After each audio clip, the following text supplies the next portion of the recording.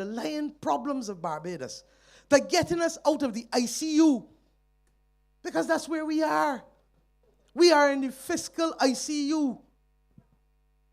It's from the same governor of the central bank who says in that article that the underlying problems remain there, and therefore it makes no sense doing anything with the debt because you still have a problem with government, and therefore you're going to keep running up deficits.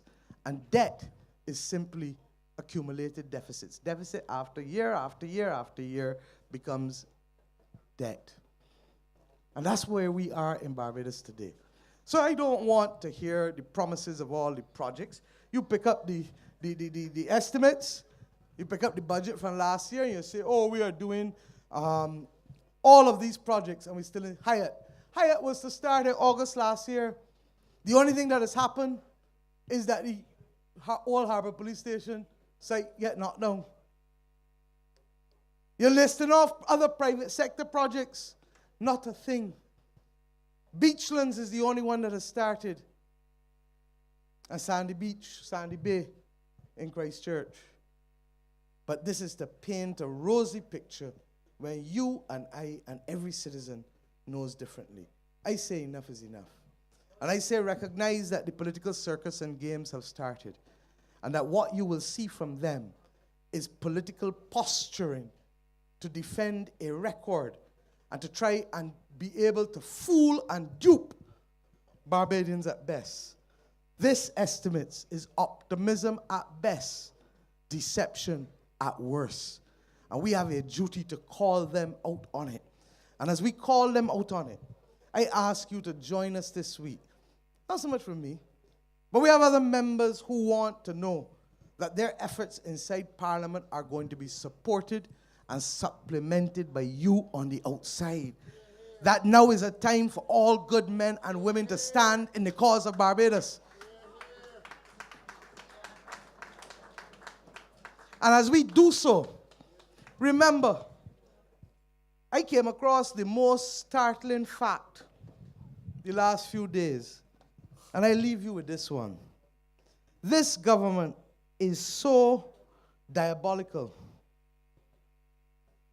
Clyde told you everybody, barring a handful of people, have done worse under this government in the last 8 years. True?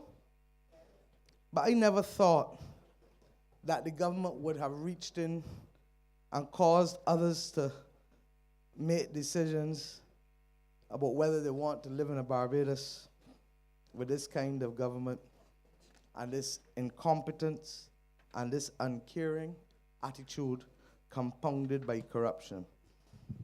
Their document, not mine, Barbados Economic and Social Report 2014, page 100. Do you know that since 2007, 635 children less are being born, babies are being born in this year, 2014, than were born in 2007? That people having less children because they know that you can't bring the body into this environment to prosper.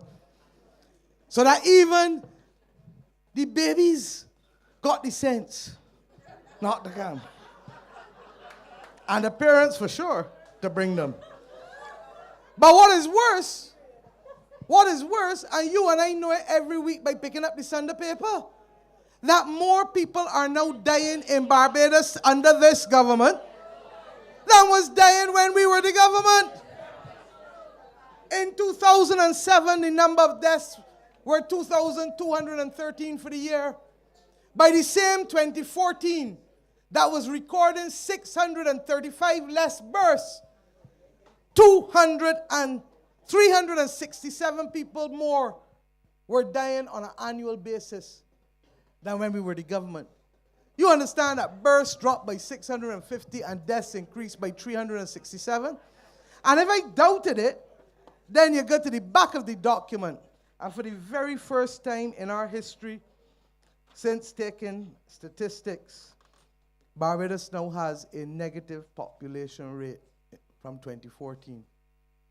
Every year it was 0.1, 0.2, 0.3. For the first time in 2014, we now have a population rate of minus 0.2. If you don't want to believe it by what you see happening. Less babies, more deaths. That is what this government has presided over in the extreme. So, the choice is ours. Understand that the actions are theirs, but the consequences belong to every one of us in this country. And Ms. Lowe, I want to end by wishing you a very happy 92nd birthday, and to hope and pray that we will be able to celebrate with you as a government when you reach the 100. Take care and God bless you.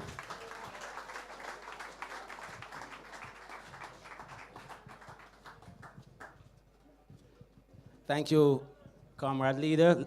Ladies and gentlemen, that brings us to the end of this evening's presentation.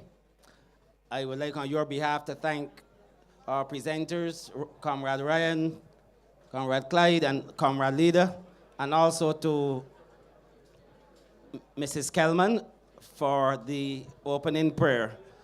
And on behalf of the leader and the parliamentary team and all those associated, I would like to thank all of you here and online for being part of the action. Thanks for your support.